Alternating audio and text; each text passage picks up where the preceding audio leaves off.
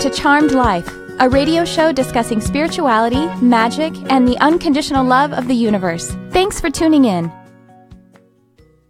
And I am your host, Tricia Carr. Thank you for joining me on this beautiful winter morning. We are broadcasting live from the Universal Broadcasting Network studios in the Sunset Gower Studios building in Hollywood, California. You'd think I'd figure it out how to say it pretty smoothly since I say it almost every week.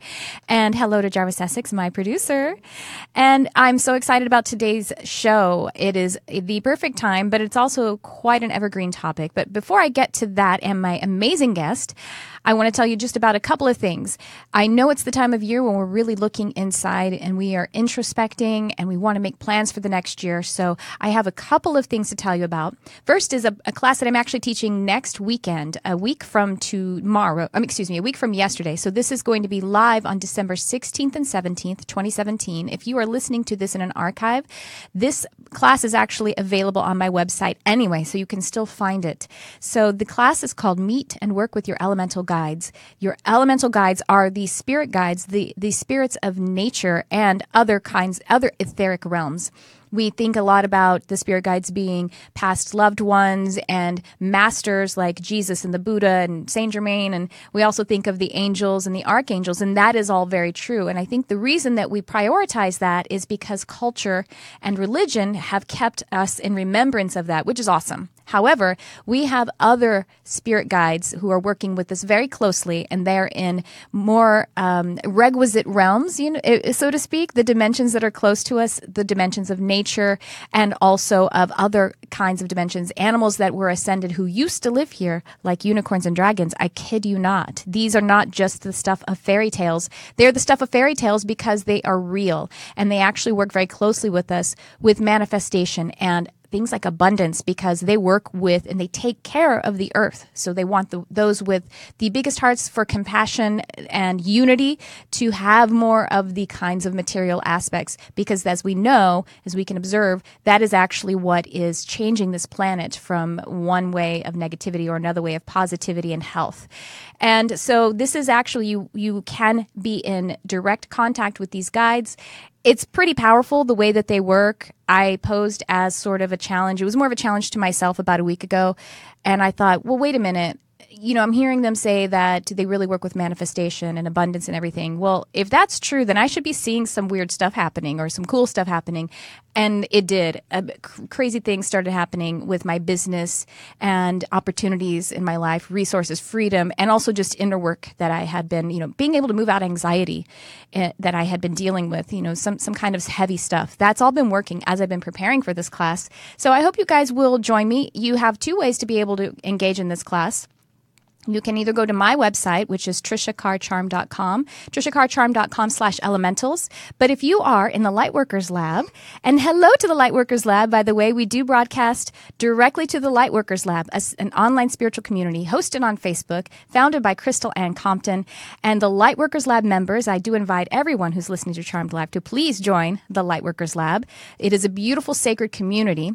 But if you are already a member of the Lightworkers Lab, or if you want to join the lab and then join my class, go to thelightworkerslab.com/elementals. This is how you can sign up for this class, which is next week, 2-day class. And if you can't join us live, you're going to have access to the content for a full year. It's going to be an amazing time, and I really hope that you'll join your energy to it. Another thing I want to tell you all about is a couple of other programs that my colleagues are doing. One is Hillary Michaels, medium Hillary Michaels, who was on my show just this past month. She's going to be on in a week or so, and she has open spots for her online medium mentorship program. So go to happycentric.com for Hillary, or you can look up the Los Angeles School for Spiritual Arts for her amazing program to develop your mediumship skills. As Hillary teaches, everyone is a medium, and her program is a fantastic educational source and a coaching program, really. I also want to tell you about Estes Energetics. This is a colleague of mine whose name is Carissa Moore. Carissa's also been on the show, and she has amazing screaming deals for the holiday season, just for the rest of this month. So go to Estes Energetics. She does crystal therapy and other kinds of intuitive work. Her coaching program, her energetic coaching program, highly recommend. I did it, changed my life. that's the end of the things I want to share with you guys. And now I'm very excited to get into our topic today. And my special guest is the amazing, the luminous, the powerful spirit channel and intuitive wellness coach, Lauren Antuofermo. Hi, Lauren. Hi. How are you? I'm wonderful. How are you? You look beautiful. Well, thanks. Lauren and I are both moderators and teachers, guides in the Lightworkers Lab. Lauren is the manager of the Lightworkers Lab. How has that been going? I've been. Oh, it's Mercury Retrograde. Lauren is causing. Work as the team. I love our team there too. We have hold such a, like you're saying, such a sacred space, such a loving space for the people there. It's really a pleasure.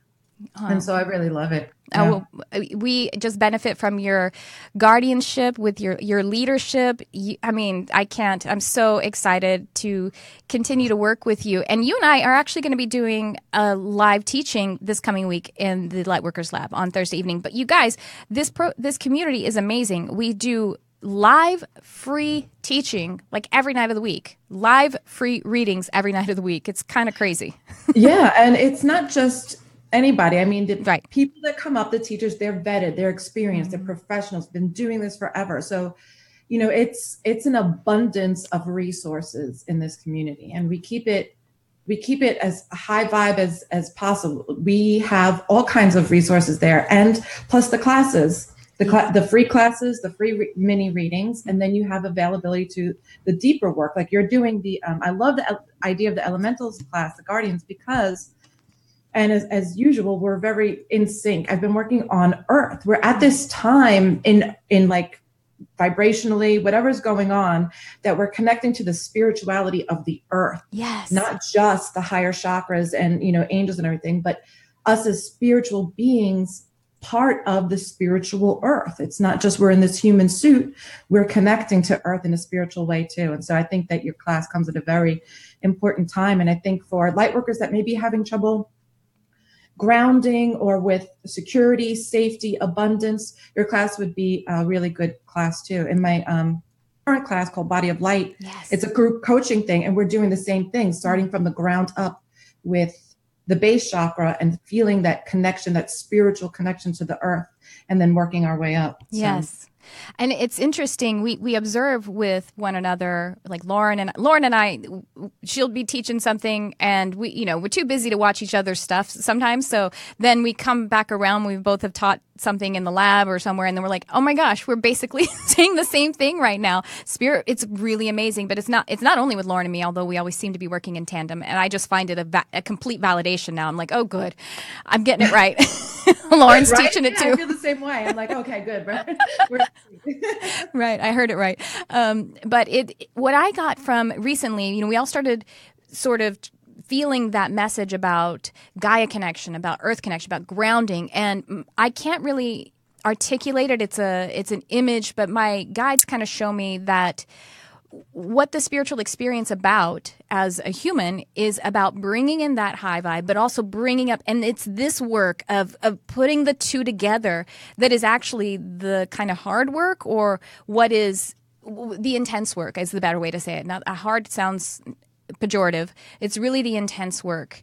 And, we tend to, when we get into this, we're really amazed by the signs and wonders. And we're amazed by the exposure to spirit, because we had been living in just this social convention, which was very strangulating. But what really we do then is ground that experience. And I think that's pretty cool, that way to lead into our topic today, because Mercury Retrograde is upon us at the time of this recording of this show today on December, what is today? 10th, 2017. But we have we had four this year, 4 periods of Mercury Retrograde every year. And Lauren is also an expert in astrology, although she doesn't say that about herself. She's shy to say that. She is an expert about astrology.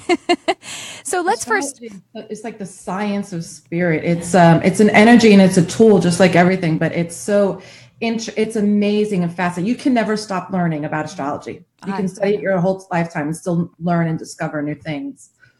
Well, let's tell people what Mercury retrograde is in case it's their first time hearing this, or, sometimes though people have been exposed to it for a while and they're like, I don't even really know what it is, except that you're supposed to like hide under your bed for 3 weeks. Exactly. Exactly. Oh no, communication. Okay. Well, Mercury is the planet of thought. When you think of Mercury, you think of to think. It's learning, communication, the way we communicate, and it affects us in our birth charts. And overall, the theme of Mercury is about the way we communicate, expression, and thought and thinking. Okay. Mm-hmm. It's inquisitive. The sign of Gemini, Mercury rules the sign of Gemini, and Gemini, that they're learners, communicators. They're about language. They learn quickly. They speak. They teach. So they are associated. When Mercury goes retrograde, it's not that the planet actually starts spinning backwards, but relative to Earth, it looks like that. And so when that happens, Mercury is fast. You think of air, you think of thinking, you think quick pace. It's a quick paced planet.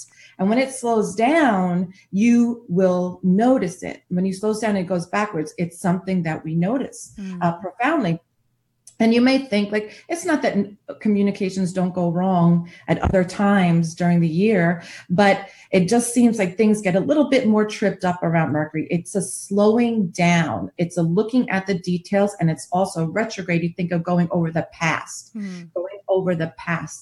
And the fact that this Mercury retrograde happens at the end of the year, also at the super full moon, and happen the same day, we're going over a lot of emotional energy, getting rid of negative thought patterns or reviewing thought patterns before we go into the new year. And so you're in review mode. And it's really about you catching details and an ability before things start going forward again to catch any mistakes or to make any revisions that you want to make before going forward. I'm laughing because of what happened this morning.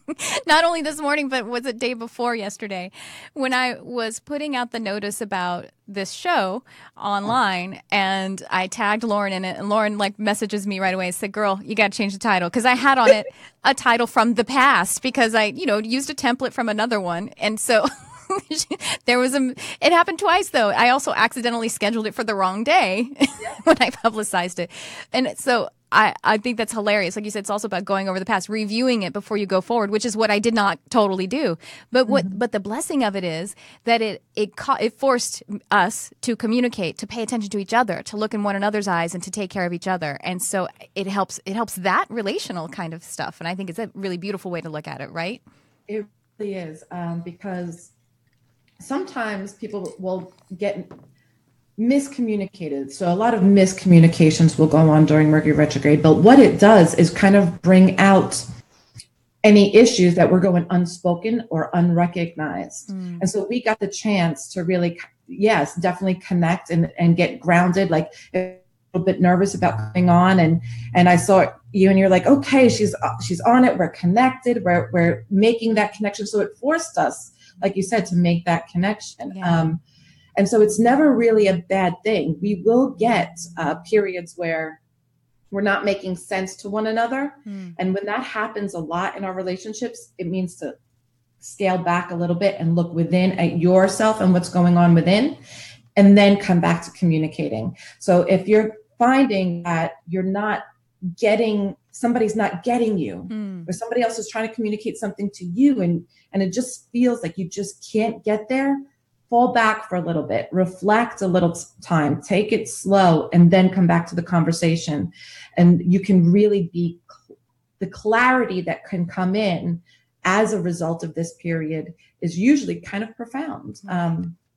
Like I said, we're going over a lot of things over the past year, not just the past weeks. For me, it's about abundance. My thought patterns and feelings that are usually blocking me from believing in abundance have been coming up for a lot of review for me. And it's consistent every day. I'm focused upon, all different kinds of things coming up on when I walk on Facebook, when I talk to other people. It's really about groundedness and feeling good in the earth energy, because that's a theme like we just talked about. And so fixing any patterns associated with that. So that may be the theme that we're all going through right now, is being grounded and feeling safe and secure, and seeing what thought patterns or beliefs may need adjusting before we go forward. Does that make sense? Absolutely. And as I mentioned when I was talking about my elemental class, for me, it's been anxiety, and anxiety just generalized in a way, but it always, the first place it wants to find something is career. And before I can move, and I recognize, because I've done it before I can move forward to new opportunities and bigger stuff, I don't want to take that anxious way of being about it, because it's just going to be bigger. If I have a bigger opportunity and I take this anxiety with me, this thought and feeling habit, it's just going to be uglier. And so I just went back in, and like I said, the elemental guides could really help me with that. Because, for example, I think I mentioned unicorns, but dragons in particular. Dragons are actually a higher dimensional. Well, they exist in like 4th, 5th, 7th, and 12th dimensions, at 9th as well. And they are ascended animals. They're no longer physical, or they can be transdimensional, meaning they could physicalize if they wanted to, but they can really help us with that dense energy. So I've been working with dragons, my dragon guides lately. Dense energy being like that anxiety that I've been carrying and using. It's just like weighing me down. And they've been helping me to transmute it. It's been amazing. And it's no surprise, like you say, it's falling in this period of Mercury retrograde, which really exposes that stuff for us. It's a blessing. Right. So I would say to you, actually, you have a lot of opportunities to tap into very quickly coming in the new year. And this was for you to kind of take that back seat, relax a little bit about it, and have an experience of knowing how to handle those things as they come forward. So that's really special. Also through the Earth Star chakra, which you've connected with too recently, when on the Bliss retreat, you guided us through Earth Star chakra, and it's about our bodies being safe, secure, and feeling the natural abundance of the Earth realm. Yes. So that our bodies are connected to the Earth. The Earth Star chakra connects vibrationally to the body, health, wellness, and abundance. If you ever notice that happy and healthy and wealthy always go together. Right. When you wish people, success, you wish them health and happiness, health and money. They always go together. So they are intricately linked through the earth realm, and the body is connected to our abundance, our safety, and our love, and feeling good about what we go forward to do. I think I'm rambling a little bit, but not at all. I just find it really interesting that this earth energy has been so prominent lately. And, Lauren and I both realized a little while ago that we both have, like, the head of our spirit team is Archangel Ariel. And we shared that with one another. And we both went through this period. This is before we even knew each other, of being like, what? That's not possible. What? That's crazy. For me, it made a lot of sense instantly in some ways, because, everyone says Ariel oversees nature and animals and wild nature. And, I'm a crazy cat lady, animal communicator and everything.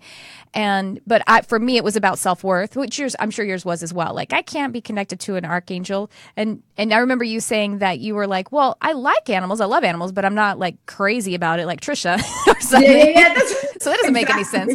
I can't possibly be, connected to Archangel Ariel, but she told us individually, she also works with the sensitive human and the intuitive person and the light worker type, the empathic person.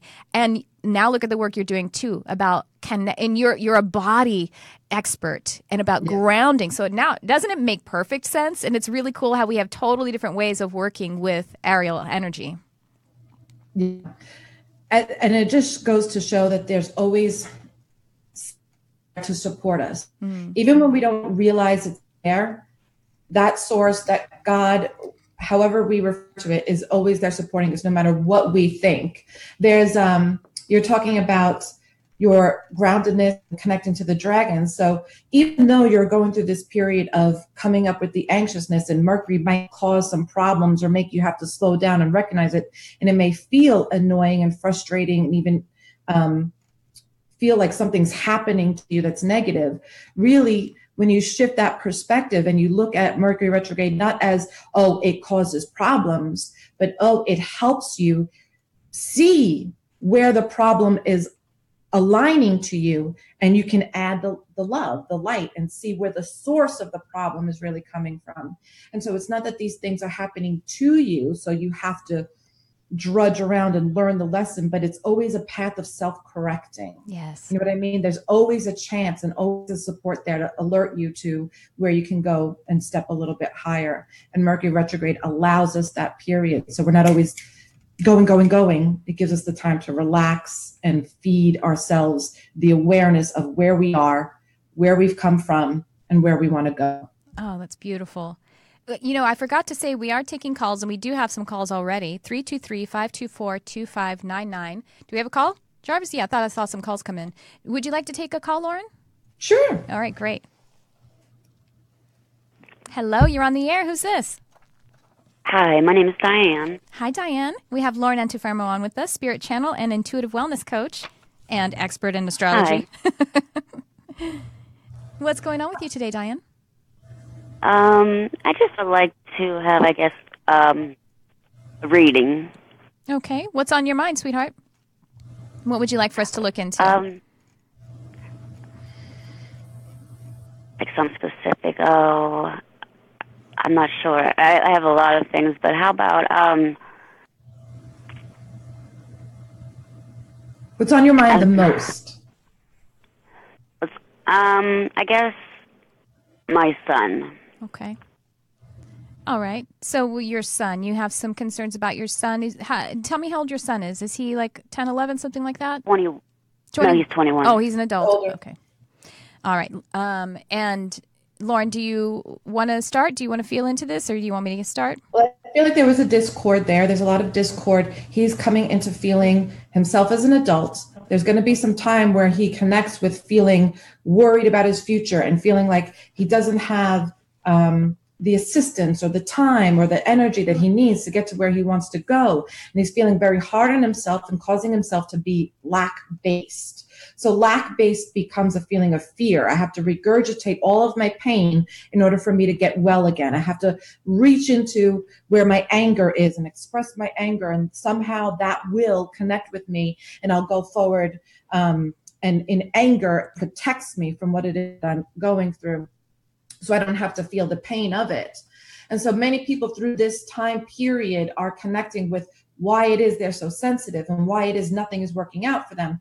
But the patience that a young adult has to have at this time and age is to figure out what it is they want to do and then go forward from there. Your son is suddenly going into dark areas of manhood, or feeling his way through frustration and anger and utilizing energies that aren't the healthiest. But what it looks like is that he will find his way because he is a sensitive, which means he's collecting mind, collecting his thoughts. What's his sign, by the way? Do you know his birthday? Cancer, she said. Oh, sorry, I didn't hear that. Cancer. So he is a sensitive. Cancers are very emotional. They can be described as moody, but they are very family oriented. They want to feel belong to something. They want to feel part of something. If they're not giving, if they're not connecting with what it is they feel passionate about, they go into a depression, and they can have a very short temper, anger. They feel left out and they feel very alone. Sometimes they need really just reassurance. Cancers need a lot of reassurance. Where he is right now, I want you to feel that your being on top of him makes it more difficult for him to communicate to you. If you can allow him freedom to be where he is, he'll find a way to feel better. Because sometimes as parents, we want to go fix it, do something about it. I have to yell at you. I have to make you understand what you're doing is not right. And it often becomes the lack between mother and son or mother and child. When we come from a frequency of allowing them to be them and communicating that we are patient in their self-discovery, they come back with a frequency of trust and awareness of how they can receive that help from you rather than coming away from you because they don't feel the trust is there to support only to criticize. Now that's from the child's point of view. Of course, from your point of view, you are assisting, you want the best for him, but it feels like there's a discord there for now. Be patient with his energy because it does come back around. He will find his way. As a matter of fact, he's a very determined young man. It just feels like he's in an angry state right now. And although that may seem difficult for you to understand why would he be so angry? What has he got to be angry about? It's just the time period of his age, his maturation, and his alignment to what he wants to do seems very limited to him. So he's frustrated and he's angry. He will get out of this phase and he will connect to a higher energy. And so we say, trust that his connection to you is strong. He just needs to break away from the feeling, the monotony of worry. He wants to feel loved for where he is and what he is, and he will come around again. Does that make sense? Yeah, that all actually made sense. It was impressive. Thank you. You're welcome. And something that might help you, Diane, is as you pull yourself back into your own space, what that's going to help him to dig into his own growth then. You know, we can feel one another when we're supporting, but as like a parent or as, you know, this happens in partnerships as well, when we're in someone else's emotional space, like with our energy, then they can't feel their own voice, especially someone who's trying to grow, like a 21-year-old. So you pull back, it's actually going to cause him to dig in a little harder and experience his own growth and his sovereignty and his ability to become more stable.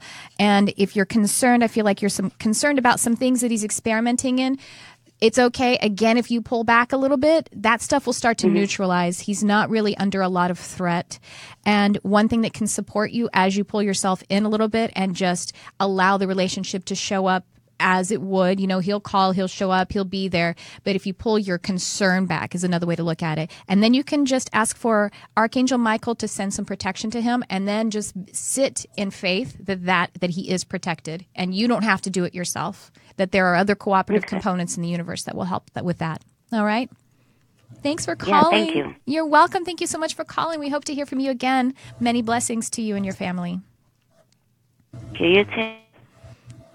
Wonderful. And Lauren, you have just started to teach a couple of lessons in the Lightworkers Lab about little Lightworkers. I did. I didn't even make that connection. How funny. Little Lightworkers, whether it's about parenting as a person who is an intuitive or a Lightworker, or raising children who themselves are intuitives, Lightworkers. You know, we have the new children, and it seems like all of the children in the last 20 years are the new children, the ones who are very open to their spiritual experience, have very few of the filters that many of us in the previous generations came in with. Well, not you and me, Lauren. We came in seeing all the crap. Right? Going like, feeling it at least.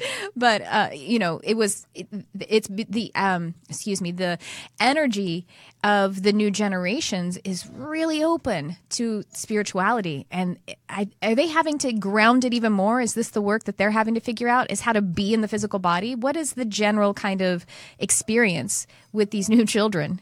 Oh, I love that you asked that. Okay. So children are very sensitive to their emotional connection. And so we talk about empathic people who are HSPs, sensitives. And so I kind of all lump them into one category as human beings that are connected really vibrationally to the world. Yes. They are sensitive to the world around them. And when they're taught to ignore or downplay or to be disconnected to their emotions, they've lost the available light that they had to communicate with. You know, it's like a skill that they think is a detriment to them. Mm-hmm. It's something that they're not, you know, inviting in. So as parents, you know, a lot of us, the way we grew up too is, oh, shut up. Don't be mad. Don't be upset. Yeah. How dare you be frustrated? How dare you have anger? How dare you feel sad? You should be quiet. Mm-hmm. You don't have a right to be sad. You don't, you know, we expect a lot from our children that we don't even get from, you know, ourselves sometimes. Right. And so we disconnect them to their inner source, their inner knowing. What we can do now is to start talking to them about the emotional energy, about what it means to be, oh, that's such a beautiful picture, about what it means to be connected to their vibration. And then they get internal motivation. They get internally secure. And so they manifest quickly, and they use their sensibilities or their sensitivities to their advantage. Yes. Rather than seeing them as dependent on somebody else for their approval, they receive that approval from within. What feels right with my heart, what doesn't. What feels right for me at this time is to go ahead and talk about I started trying to, that's weird. Let's go ahead and talk about children of light workers who are also coming into the frequency of love. Love is the vibrational reality of their energy. When they don't feel supported, loved, connected, and compassionate, they often go south. Because if they're not supported by the love energy of which they know to be true, children know love. They speak it, they know it, they have it. There's no regurgitation of fear when they're born. They learn that. And when we communicate with little light workers or children who are beginning to understand that love works, love is connected, love is compassionate, they don't understand the world we live in. When we tell them they're wrong, they're weak, they're oversensitive, they're too much, they're too far out of the realm of learning because they can't pay attention, we have to adjust our compassion in a way that leads them to understanding their self-awareness rather than adjusting to what everybody's expectations are. So, in other words, in this fast-paced energy, we'll talk about Aquarius age. Aquarius age, we're just on the cusp of, really, is a faster-paced awareness. Aquarius is an sign. It's very quick thinking. It's future thinking. So we are creating abundantly even more technology, communication, all of these things coming quicker. Technology, development. It is the new reality. And when we tell them they're wrong for being who they are and what they want, we give them the false sense that they are wrong as a being. They know vibration better than we do. They know the new generation and the new energies better than the older generations. But they're being told they're lazy, they're not good enough, they're wrong for wanting, they're selfish. And in other words, what we have to teach them is to, yes, be patient. Teach them how to work in this fast-paced energy. Rather than seeing limitations everywhere, show them how to be internally motivated rather than communicating with other people's expectations. When you're internally motivated, you do things on your own accord. And so you don't ever need somebody to tell you what's right and wrong. You trust that love leads you, not fear. Yes, that's beautiful. Thank you for that message. That's really amazing. And I heard in there, rather than extending harsh expectations, to extend more compassion, because it's true. It's interesting when, the millennials, like you said, are accused of being lazy, but I think it's a remembrance of the fact that life is supposed to be easy and fun. You know what I mean? But the slower moving, the denser vibration of society and what we have collected together is different than that. And so we have to figure out how to, again, bring together that high vibrational energy into the denser energy, because that is what you selected to do. Proof being that you're here in a physical body on a physical earth with the particular society. Your soul knew what you were being dispatched into. So, yeah. So bridging that gap. I'm sorry. No, I just said bridging that gap. Yes. So the energy of the earth realm raises its vibrational awareness through that connection of people holding more light. And the way to hold more light is to be grounded. And so it seems difficult to make that connection, but when you're grounded, you can consistently hold a higher vibrational reality. And so you become 3D as a human, but you experience 5D in the physical realm by the way you are connected to energy. Yes. And so when we communicate with our children, we're communicating in a new way. We're communicating is, what is it that you want? And then relax about it and feel good with where you are. Yes. The patience factor is often an issue. I don't have patience to get to where I want to go. But the feeling of that is because we have depended on acceptance and approval for what it is that we want. If we get that, we'll be approved of, we'll be accepted, we'll be loved. If we have that, we'll be connected to desires and we'll be desirable. And so we'll connect to people wanting us and feeling good about us. All anybody ever wants to know is, do I feel good to you? And do I feel good where I am? And so the wanting is an access point to feeling that. I have this idea of what I want to do, what I want to be, how I have my money connected to me, how I have my job connected to me, how I have people in my life connected to me. And these are all values, but what's missing is the energy of knowing it's feeling good for you to have it rather than needing it in order to avoid punishment, cruelty, rejection, pain, frustration. So when you go from the perspective that God is supportive of all humanity, you don't feel the need to prove yourself.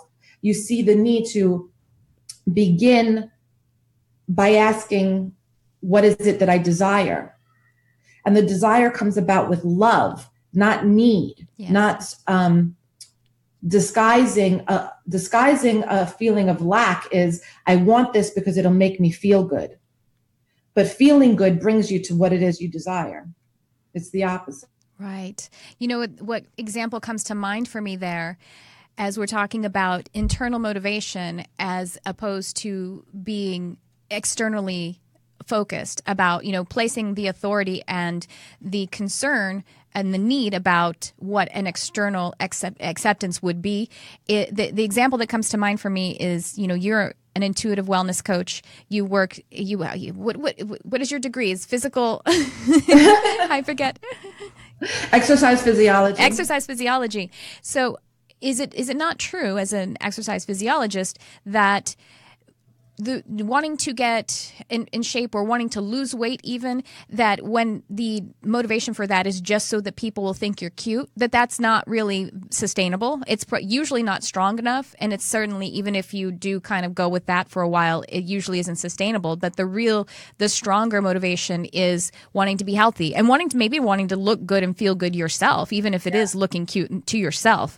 But right, if it's all externally focused and that's the goal, it's just not strong enough. It's not going to root. It's not going to ground into, the motivation won't be grounded because it isn't a desire that you feel in your heart. Yes. And a lot of times the reason why people will gain the weight back or go off track or feel like it's never enough is because they start to feel good. So that's why most people, when they start a new program, they start something, they feel really great. They feel motivated. It feels awesome. They lose the weight, and then they start to become fearful of not losing the weight, yes, of not being thin, of not being healthy. And so instead of doing things because they enjoyed the experience of it, I was working out, I was feeling good, I feel proud of myself, I feel great in these clothes, I feel good about who I am and what I look like. It's good to feel good about what you look like. Yeah. It doesn't have to be we have varying degrees of vanity, but when it comes from an external motivation, like you're talking about, it never happens. You just usually get depressed or feel bad about it. When it comes from the pressure to be something, it can work. Sometimes pressure works, right? We have a pressure to be something, but eventually it takes its toll. It's not unless sustainable. The motivation is happy. Because once you start doing things, I have to do it to prevent getting fat. I have to do it to prevent from gaining weight. I have to do it to prevent illness. You'll wind up with an illness. There's people in the exercise industry, in the health industry, girl, even though they look good, they've got a ton of issues, And they're on it. Like, there's a lot of dirty secrets in the health and wellness industry that you don't see. And you think because somebody's overweight, they're unhealthy. But there's many people in the exercise and fitness industry that are just as unhealthy, but the way they look is deceiving. But the point being is that the people who continue to do it because it makes them feel good, and they are healthy. Right. The people who become fearful of not being that looking great, of not having the experience of people ogling them, or you know what I mean? Like, or not. You're doing everything to prevent disease. If you're doing something for health, it feels great. If you're doing something to prevent disease, it kind of feels annoying, frustrating, and fearful. And that frustration will always be the determining factor of how something affects you. And that can all be translated right to any other part of life. If it is if you want to find your partner, you don't have a relationship, and you are seeking a partner because you want to avoid being alone, rather than sharing and connecting with someone. You want a career so that you can appear to be successful, or you can avoid poverty. These are the lower vibrating things that are not motivating. This is not the motivational, because it's not love, which is what the whole topic is about, that which is derived in the heart. And the heart is your oracle for love, and will always tell you how to be motivated with love, by love, through love, to love. Yes. Lauren, can you explain, because I know that sometimes we say words like you need to ground yourself. We say phrases like that. And every now and again, when someone is a bit new to this kind of talk, even though it's kind of resounding in their heart and mind, little phrases like that, we know what it means. What does that mean to ground yourself? How can a person ground themselves? I don't know if you would describe it by some techniques or by No, I love concept. that, because I'm all about the simplicity. Yeah. The KISS principle. Keep it simple, stupid. Right.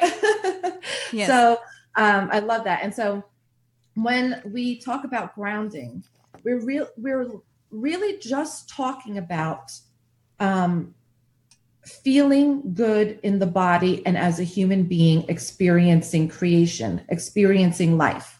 Groundedness means you have relationships that feel good. When you're grounded, you don't have to be meditating 24 hours a day. You actually enjoy your life. When you're grounded, you do things out of pleasure. When you're grounded, you feel healthy, because you're doing from a place, meaning that you're not in the future, not always trying to predict death and what could go wrong. You're not in the past thinking, oh, I've made so many mistakes. I've made so many difficult choices. Now I have to prevent what I've done in the past by being better than who I was. You're grounded in the now moment. And so even if we think of roots, meditate and for the other side, for people who do, a lot of grounding, light workers can go off the other way and feel always wanting to be in the upper chakras, kind of like you said with signs and wonders, and not really apply and integrate those spiritual concepts into having a human life that is pleasurable. Yes. We deny ourselves pleasure because we feel guilty, shame, or suffering about it, where suffering is the key. Groundedness is being in a body and loving the human experience. It really is that simple. Yes. It's feeling good about who you are. And that's groundedness. And what is so beautiful about that is, I'm just seeing, as I said, the bringing in of the higher experience with the grounded experience, and how the bringing that together is the intense work. And what is at the center of our body even is our heart, not just our physical heart, but the energetic center of our heart. And it is the apex of high spiritual experience and the physical experience, the grounded experience. How beautiful is that? And that is what you see people who may not be into the woo-woo stuff that you and I are, but they're walking around in the world happy as can be, with the most beautiful skin you've ever seen, and the kindest word to give, and a beautiful life, whether they have $1 million or $2.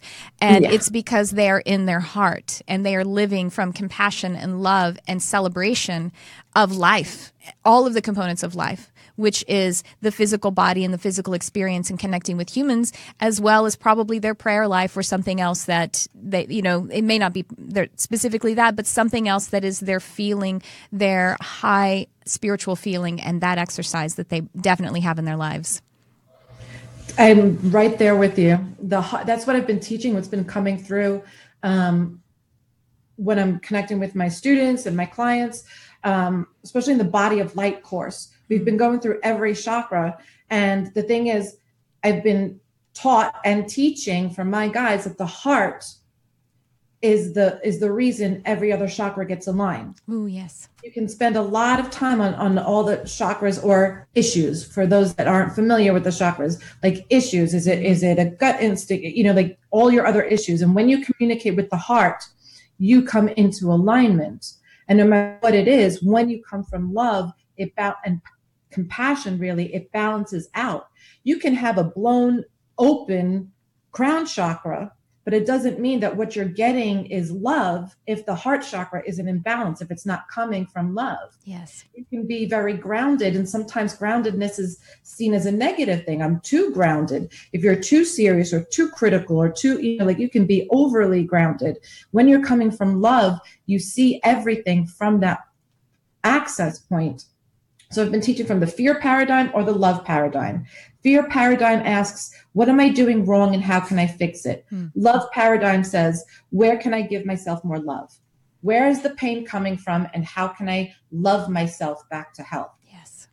Fear paradigm says, I don't want to be here. Living on earth is too much pain. There's too much pain to take. I shouldn't be here. I have to sacrifice for other people. I have to give of myself until I'm drained. That's fear paradigm. In order to be accepted, in order to do my work, I must suffer. In order to be light being, I must suffer first. That's fear paradigm. Love paradigm says, I am compassionate to the feelings that I have, so I can discover the beliefs that keep me from feeling love for myself. Love paradigm says, I am here to be love.